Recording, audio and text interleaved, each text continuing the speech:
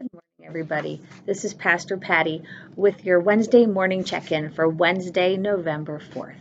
I hope this finds you all doing well. My gosh, it's been so busy and it seems like ages since I've got to speak to you. So, this morning we're going to talk a little bit about where we're going with our sermon series and what it means in our life.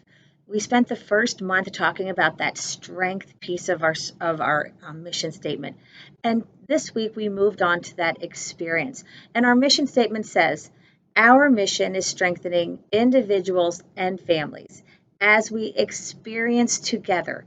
There's that word experience. It's the second part of our swoosh, and it's what we're going to focus on for quite a while. And the question is, are we doing that? Are we experiencing it? And what does it mean? Pastor Nate's sermon was, now what? Now what? What's next? What do we do? And are we focused inward? Are we focused outward? Are we so worried about how things were, especially now in the midst of COVID and larger outbreaks and not knowing what our future holds as far as holidays and things like that? What are we doing? Are we having that experience? What is next for us? Or are we so busy holding on to what we want and how things were that we can't let go? We're in the here and now. But one of the privileges and one of the downfalls of being a pastor at the church you grew up is the history. And I've been working so hard to try and say, we need to move on, we need to do this. But one of the things that I've always been proud of this church is how we figured out what is next. What are we doing? And it hasn't always been easy. Personally, I started choir here in, I think, 1972, maybe, and that just aged me a whole lot. And, we came up for that choir program. And when I was in sixth grade, I was still in the children's choir, and I wasn't supposed to be in the children's choir. But Mrs. Sipe and Pastor Engelman and my parents, they just knew that some of us that, we loved to sing, and there was nothing else. And so that year, Pastor Engelman and Carol spent a whole lot of time figuring out what we could do. What can we do for these kids? And they formed the youth choir, and it was awesome. It was also at a time in history where there weren't a lot of things for the sports and activities at school. You pretty much went to school and came home, and sports weren't year round. And so what else did we have to do? We came to church, and that's just how it was. And that ran its time, and we had our dinner theaters. We used to go on camping trips, and but as life evolves, things have changed.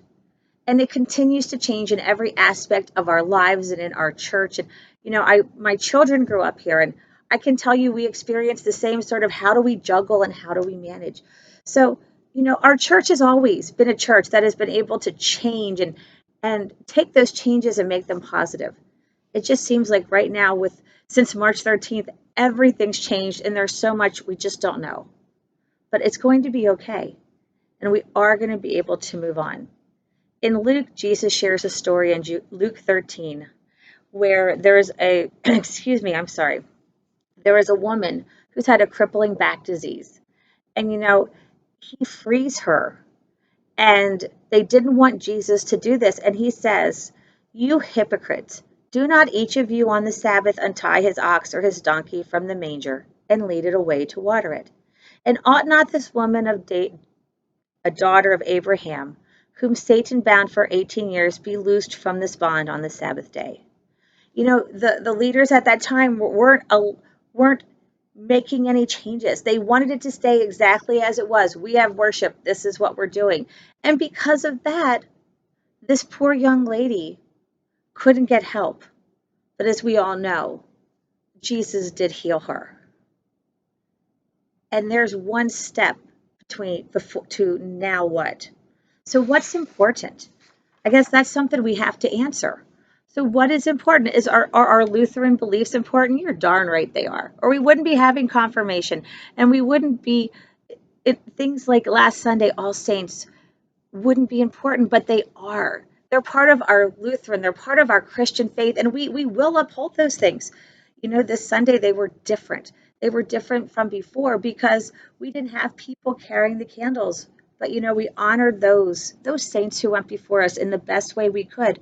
And I don't think there was anything wrong with what we did. So does it have to be the same? No. Will we continue to honor our traditions in our Lutheran faith? You bet. So again, we come to the question, now what? You know, Sometimes we put the church and what we want before the community and others. And as we're moving forward in this time, I would ask that you all just take some time to think about that. We've made so many major changes with family and youth, and you'll be hearing some different things coming out in the next few weeks. And we're simplifying. And I think simple is good in this day and age. And as we're working together, let's think about this. Can we keep it simple and still serve God? And the other thing is, are you willing? So many of us have, do you ever think about it like this actually? You get in a car with somebody and you just keep driving. Would you stay in that car for 3 years, just driving around doing the same thing? I don't think so. And that's sort of what we're doing sometimes in the church and in our lives. So we need to have a willingness to say, let's try this. Is it always going to work? No. Does it meet our mission? Is it an experience? And then we also have to consider, who's the experience for? If it's always about us who sit in the pews or online for our church service, we're missing the boat. We have to have a willingness to be able to say, let's reach outside of ourselves. It doesn't say on our mission statement to experience it for just those who have a membership to Christ Lutheran Church. So as you mull this all over today, or this week, I just ask you to remember we're all in the same boat together. Actually, we're all in different boats, same storm, but we are in the Christ Lutheran boat together. And we want to keep it simple. And we are going to do this together. And as I close today, I just want to give a shout out to all of those veterans as Veterans Day is coming up on Monday. Thank you for your service. We appreciate what you did for us.